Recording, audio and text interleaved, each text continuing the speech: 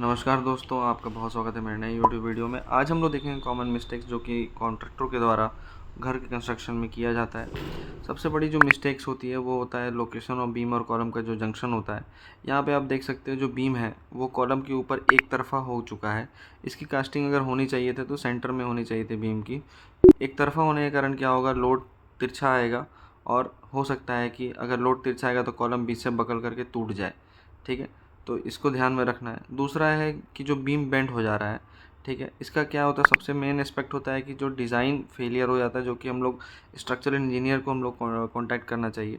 Quality देखना चाहिए material का, और जो एग्जीक्यूशन हो रहा है उसका बहुत खास तौर पे ध्यान रखना चाहिए कि कंक्रीट अच्छे से हो रहा है कि नहीं हो रहा है, शटरिंग मेरा अच्छे से है कि नहीं है, अलाइनमेंट वगैरह कैसा है। बीम का जो डायमेंशन है यहाँ पे आप देख रहे हो, बीम का डायमेंशन मिनिमम आपको 9 इंच बाई 9 इंच करना है, और विड्थ अपॉन डेप्थ का जो रेशियो होना चाहिए वो हमेशा 0.3 से ज़्यादा होना। कॉन्ट्रैक्टर की बेवकूफ़ी का सबसे बड़ा एग्जांपल यहाँ पे देखने को मिल रहा है, जो कि स्टार्टर है कॉलम का, वहाँ पे आपको दिख रहा होगा उसने जैकल मार के कॉलम को टेढ़ा कर दिया है ताकि ऊपर का बीम मैच करा पाए। उसको ये करना चाहिए था कि ऊपर का कॉलम, ऊपर का जो बीम है उसका, उसकी डायमेंशन को थोड़ा सा बढ़ा लेता, लेकिन जो स्टील है उसको एकदम वर्टिकली रखता।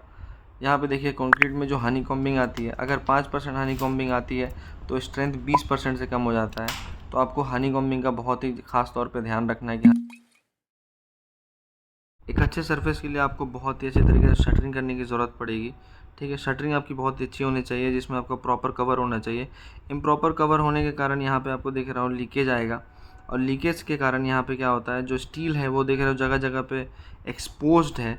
एक साइड से आपको यहाँ पे दिख रहा होगा स्टीरअप दिख रहा है, लेकिन दूसरे साइड अगर आप वहाँ पे जाते हो आपको कहीं से भी स्टील नहीं दिख रहा है। तो ये कितनी बड़ी गलती है कॉन्ट्रैक्टर की कि आपको मैं बता ही नहीं सकता कि एक इंजीनियरिंग पॉइंट ऑफ व्यू से ये कितना बड़ा ब्लंडर है कि आपका एक साइड कवर इतना कम हो और दूसरे साइड कवर इतना ज़्यादा हो। ठीक है, इतनी सारे पॉइंट्स के बाद आपको एक चीज़ और बहुत ही ख़ास तौर पे ध्यान रखना है कि जो स्लैब में प्लेट लगते हैं उसके बीच में जो गैप्स है उसको बहुत ही अच्छी तरीके से भरना है। गैप्स फिलिंग का सबसे इम्पॉर्टेंट काम यही होता है कि वाटर सीमेंट रेशियो को मेंटेन करना, ताकि आपका जो स्लरी है वो कंक्रीट के अंदर ही रहे और आपका जो स्टील है वो बिल्कुल बिल्कुल सेफ़ रहे, उसमें जो बॉन्ड स्ट्रेंथ है, ठीक है, वो एकदम प्रॉपर रहे, एज़ पर ड्राइंग रहे, एज़ पर जो डिज़ाइन हो।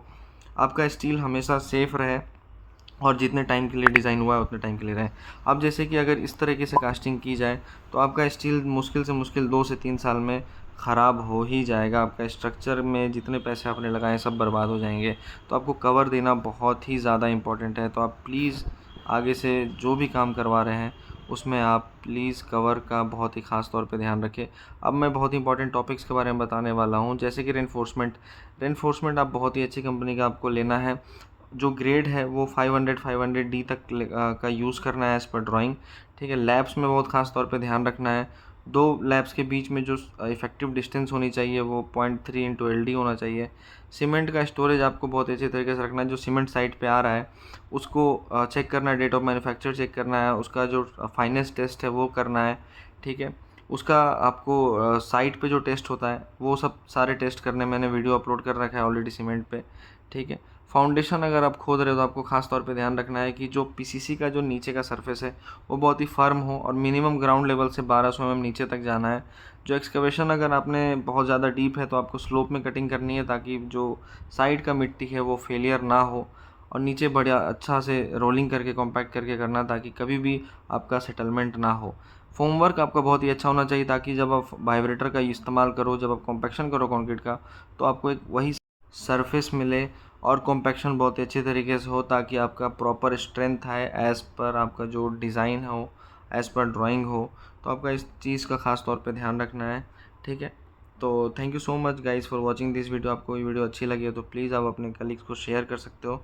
मेरे इस चैनल को सब्सक्राइब कर दें ताकि आप आगे आने वाली जो भी वीडियो है आपको टाइमली मिलता रहे, और जो भी इन्फॉर्मेशन है मैं आपको इस वीडियो के थ्रू देता रहूँ। Thank you.